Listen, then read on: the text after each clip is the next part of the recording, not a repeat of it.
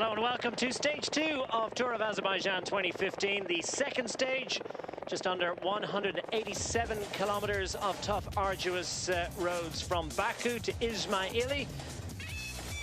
The riders making their way west from the capital of the nation. What a great first stage we had yesterday. Emphatic sprint success from former World Tour contender Marco Kump, the Slovenian. A broad beaming smile from him after completing a great stage victory and getting the first leader's jersey of the race. Representing his Adria Mobile squad in fine style, ahead of Francesco Chicchi of Androni and Maxime Avarin of the local Synergy Baku cycling project squad, getting up for a fine podium finish on stage 1. That's the route for the riders this afternoon as they make their way from the capital, heading west via circuitous route and 3 classified climbs along the way, 2 of them second cat, and then a first category ascent. The summit reached 33 kilometers from the finish, broadly downhill from there to the conclusion of the stage. 2 sprints along the way for the intermediate sprints classification. And this, a very, very different stage to the one that kicked off the Tour of Azerbaijan yesterday. Temperature, 16 degrees centigrade, not too hot, not too cold. Humidity is on the high side. Wind is not too much of a factor. The conditions absolutely ideal for some tough climbing as the riders prepared to make their departure from the Velo Park in the nation's capital. Azerbaijan on the western coast of the Caspian Sea, just under 10 million of a population in this nation.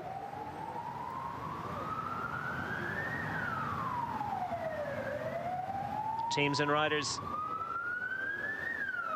getting set for just under 187 kilometers of tough racing this afternoon. Marco Kump wearing the leader's blue jersey.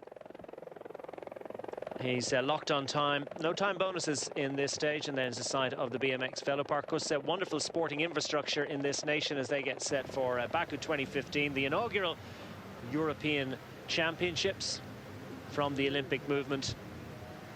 And Baku, and indeed the entire Azerbaijan nation, have put their heart and soul into this games. A Baku shooting centre there, resplendent in all its glory.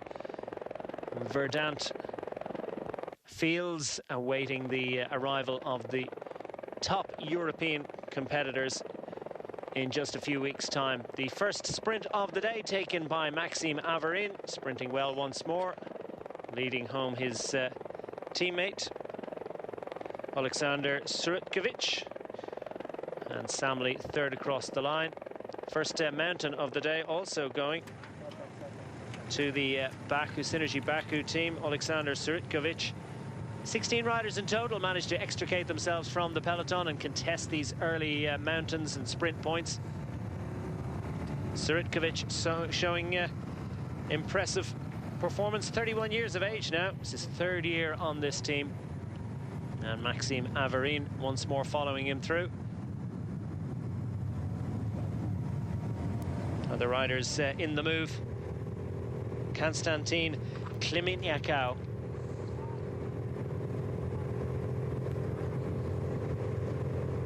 Synergy Baku also represented in this move by Maciej Murgali, who did absolutely superb work for Maxime Avarin in the wind-up yesterday.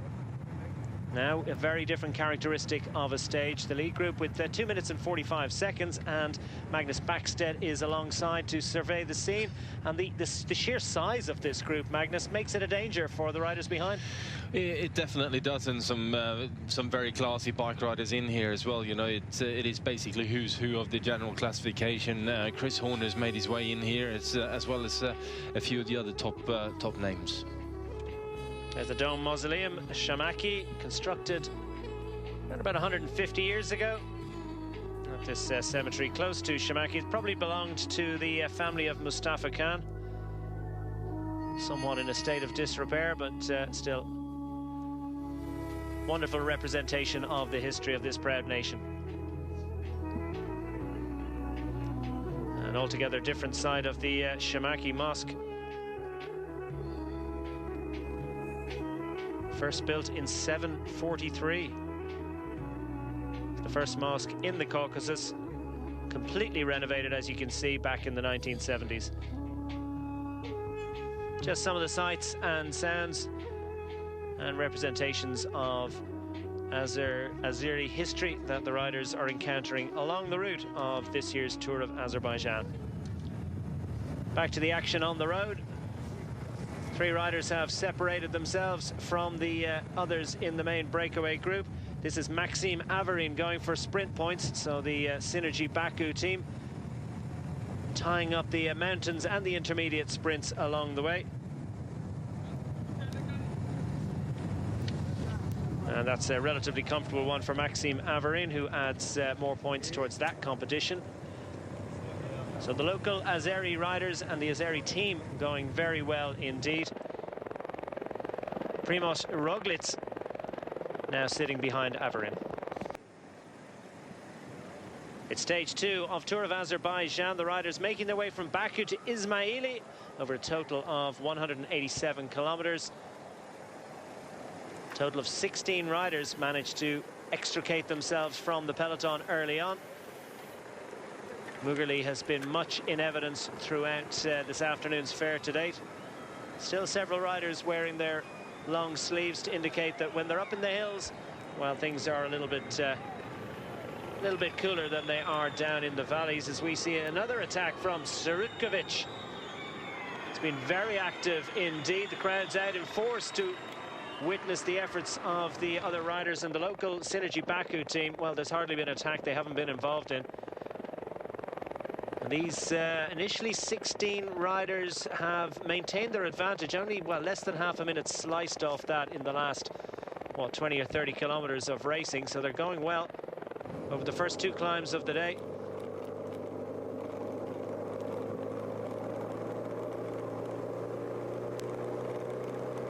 And making their way down. Bit of a crash up there. And that's a serious one indeed, into the stones in a big way. One of the riders from on post chain reaction, sorry Magnus, but that looks like it could well be the tall, rangy figure of Conor Dunn, one of the tallest riders in world bike racing at 6'8", over 2 meters and 4 centimeters, and looking very, very shaken indeed. What happens? Well, he looks like he just carried too much speed in there. Well, definitely struggling to really get the tires to stick, and probably coming in a little bit too hot, and just basically went straight over the top of it. It didn't look like it was too heavy a fall, though. By the time he actually fell over, he'd managed to slow it down enough. Well, shaken but not too stirred is Conor Dunn, back on his bike. Congratulations to him, but that was a little bit of a fright, and he wasn't helped indeed by the fact of his, after going over the handlebars, his Vitus bike arriving on top of him very shortly afterwards.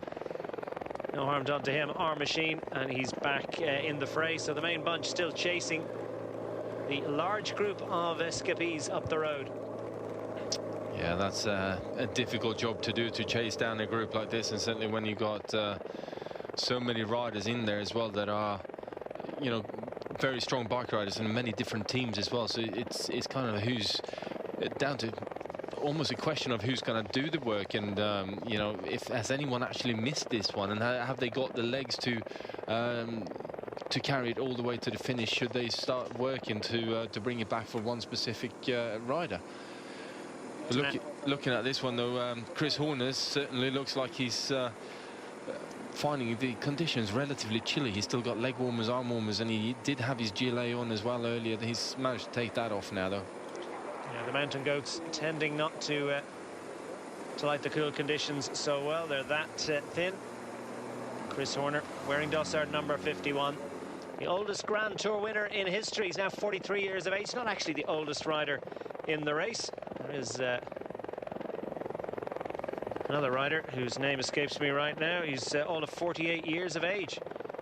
He's not going to be enjoying these conditions, as this breakaway group is splitting into 2s and 3s. Group of 2, then 4, then 3 on the hill. Second climb of the day. Does actually look like Roglic from Adria Mobil going up the road there. Certainly one of the Adria riders. Primož Roglic of Slovenia, and Adria Mobil is in fine form indeed, and no surprise that he'd be going well in this stage, because he actually won this equivalent stage 12 months ago. And that's also a style that I do recognise on the wheel there as well. That is Matej Mugli. Matej Mugli going well, wearing dossard number 44, the Slovenian rider, 33 years of age now, and sitting on the wheel of Primož Roglic of Adria Mobil. Two Slovenian riders riding for different teams. The Adria Mobil squad, Slovenian base. Synergy Baku, of course, the local Azeri squad, created with the intention of providing a vehicle for the very best local talent to try and learn the trade of professional bike racing, with the intention of making it through as a first step to the Rio Olympics next year. Riders further back, that's Klimeniako, Konstantin Klimeniako of the Minsk Cycling Club, who looks like he's struggling a bit on the hill. Went well a little bit earlier on. And the Kazakh national squad, represented on this occasion by Oleg Zemnyakov. Little look over his shoulder as if to say, well, who's going to help me? He has got a teammate a little bit further up the road. That's Shushimon, Alexander Shushimon, 53, third.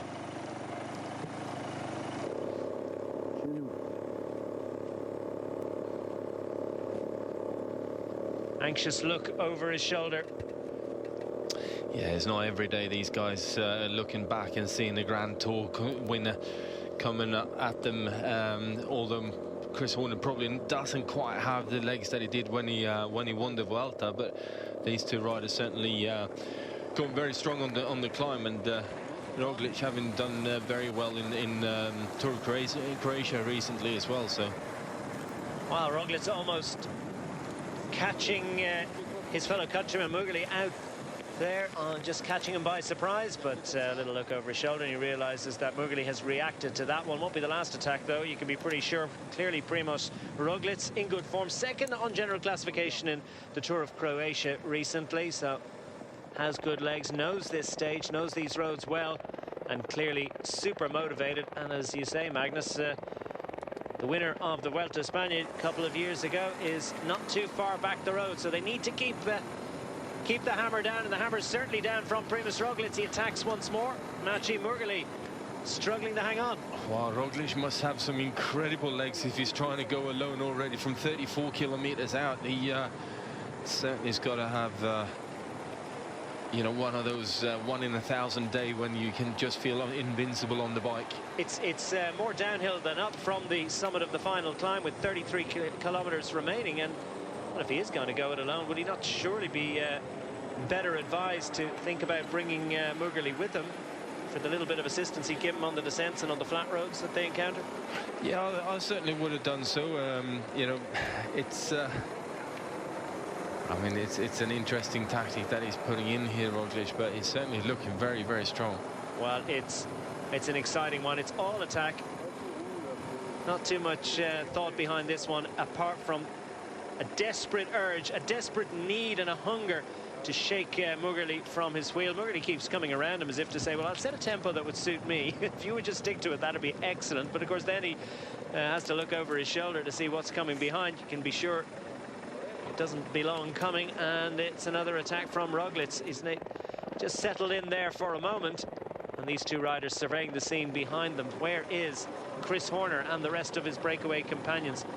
Chris Horner, who struggled to get a team this year, and after loads of injury problems and other issues last year with Lampre Merida, the team he moved over to after winning the Tour of Spain. By some considerable margin, the most impressive CV of any rider in this year's Tour of Azerbaijan. Chris Horner still very much in contention, but now we see Roglic appears to have gone free. He's managed to detach himself from Matej Mugli, his fellow countryman, and indeed his former teammate. So Mughali and Roglic will know each other well. Mughali having moved across to Synergy Baku from the Adria Mobil squad, so they'll know each other's characteristics and each other's relative strengths. And clearly at the moment, the stronger of the two going up a hill is Primož Roglic at 25 years of age, forging clear on stage 2 of Tour of Azerbaijan. It's a long way to the finish, and behind it would appear that Maciej Mughali has been absorbed, or at least caught, by 2 other riders from the breakaway group, and a few more getting into contention as well. Christian Fact of Adria Mobil at the back of the group, playing a watching brief, not interested in getting involved in the chase of his teammate a little further up. Hinkhoff Advrit's cycling team well represented amongst that group behind. They've 2 riders in there. Roglic flying solo, 3 chasing, and another, what, 4 or 5 further back the hill from this. Yeah, certainly looking strong, Roglic. It's no doubt about that, but I still find it very, very strange that he's going on the attack so early, and certainly now with the riders that he's got behind him chasing him as well. That it's a very confident move, but I just wonder whether that's going to pay off for him. He's a powerfully built rider, very much an all-rounder, clearly very much at ease going up a mountain. And remember, this is not the final hilly stage of this 5-day race, because there's another tough day of hilly racing on Saturday. And we'll have stages 3, 4 and 5 live on Eurosport through the weekend, starting with stage 3 on Friday morning, and cresting the rise, the final climb of the day, and taking the points towards the mountains competition is Primož Roglic.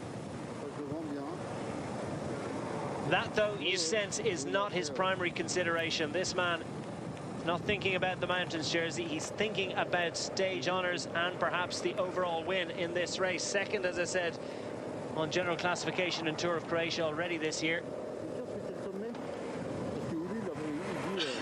And a very strong rider, making a big reputation for himself out there on the roads. On the road to Ismaili. Jesper Oekelin of the Netherlands, second across the line. And Chris Horner takes the points for third. Roglic it is that leads the mountains classification going into stage 3, so he'll take over that red mountains jersey, worn today by Synergy Baku's Elchin Azadov. And more sights and sounds from Baku along the road as the mountains are completed. These the sun panels and wind generators at Gobistan. Important development for this fast developing nation. Solar panels with 1.8 megawatts capability. 3 wind turbines of 2.7 megawatts have been built here.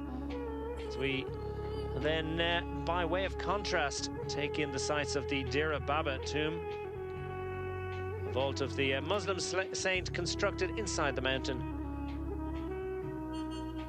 back in 1402.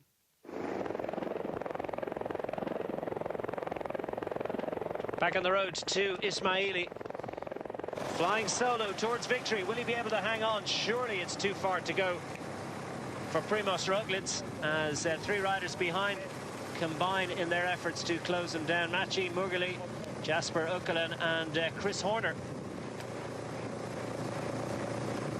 Former winner of the Tour of Pays Basque, the Amgen Tour of California as well in 2011. That's coming up on Eurosport at the weekend as well, beginning a couple of stage wins during that successful assault on Tour of Spain back in 2013. Very different racing for Chris Horner now, and as you say, Magnus, he's wearing tights, arm warmers, full gloves. Clearly it's a little chilly out there for him. This man from Bend, Oregon, likes it a little bit warmer than this. I just find it very interesting that Roglic has just managed to put so much time into those 3 riders in such a short space of time. And the view of the Ismaili Olympic Centre in the finishing town. Inside the final 3 kilometres now for Primož Roglič. What an extraordinary performance it is for this man from Adriamobil as he's racing through the throngs on either side of the road. Inside the final 3 kilometres, surely they're not going to be able to close him down, despite the best efforts of those 3 riders chasing behind. Roglič, a powerful, compact rider, goes well up a hill, clearly goes well down a hill as well. And surely he's not going to be closed down by these 3 riders behind. The gap at this point looks as if it's, what, well over 30 seconds, probably closer to a minute. And Roglič has the brief respite of being able to freewheel substantially downhill for the last, well, 33 kilometres, and very specifically for the final 3 kilometres into the finish line. Roglič can enjoy this moment. He's on his biggest gear, right down the bottom of the block and on the big ring as he hunches over the bars and gets the watts down as best he can. That'll be a welcome sight. That is the kite indicating 1 kilometre to go. Sorry, 2 kilometres to go, actually. No, take it all back. There's the kite, the triangle indicating that we have 1 kilometre to go into the finish at Ismaili. For Primož Roglič, as I say, won this stage 12 months ago, won't be denied once more.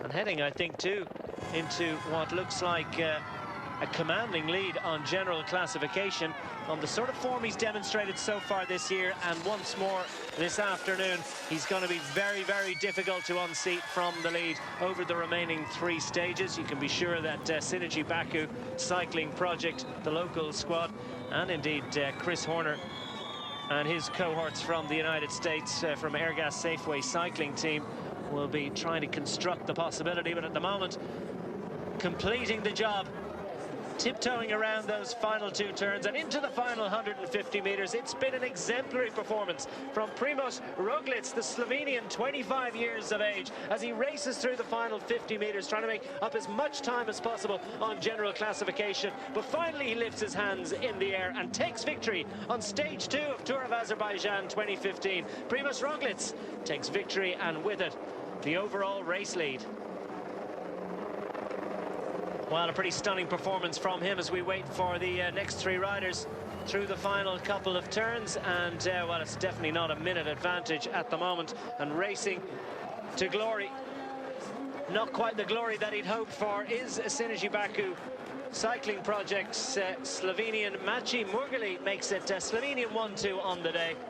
Just holding off Chris Horner for 2nd place on the day.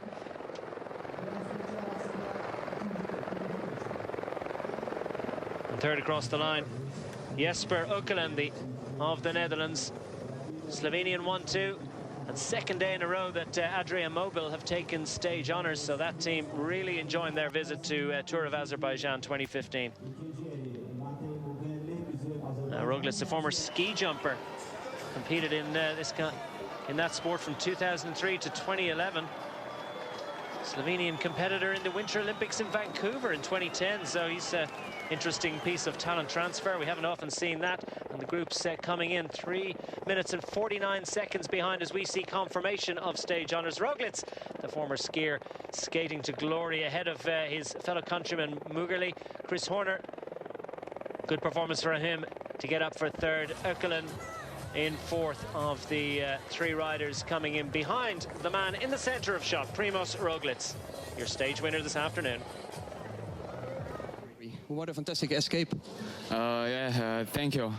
I don't know, we are going quite hard on the wind from the beginning, and then I tried on the last climb to go away, and it happened okay. So you knew the stage because you was winning here last year as well, right? I knew the stage quite well, and hope for again to make a good result, and I win again, so I'm really happy. What is your plan for the upcoming days? I don't know, we try to keep the jersey. Thank you. Well, quite reasonably, he wants to try and keep that jersey. He currently holds a 34-second advantage over Ökelen, Murgeli and Horner. And the rest, well, at 6s and 7s, and the best of them 3 minutes and 50 seconds behind. At the moment, Magnus Backstedt, it looks as if it's a four-way fight for Tour of Azerbaijan honours this year.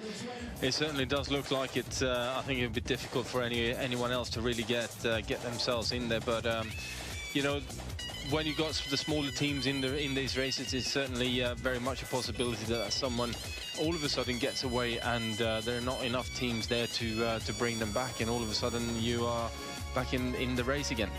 Adria Mobile have looked so strong so far. They're strong on the flat, they're strong in the hills. Yeah, certainly are. So I think, and looking back at Tour of Croatia, where Roglic was performing very well, I think he's going to be a difficult man to beat. He certainly is. Tomorrow's stage, 180 kilometers from Kabala to Shaky and then back to Kabala. Out and back course over a total of 180 kilometers, but it's Roglic that moving ahead will hold the lead into tomorrow's stage. Tomorrow's stage live, as I say, it's on at 8:30 in the United Kingdom and Ireland, and we'll have that one live. Myself and Magnus will be on duty then. Please do join us for that. But for now, from stage 2, it's goodbye.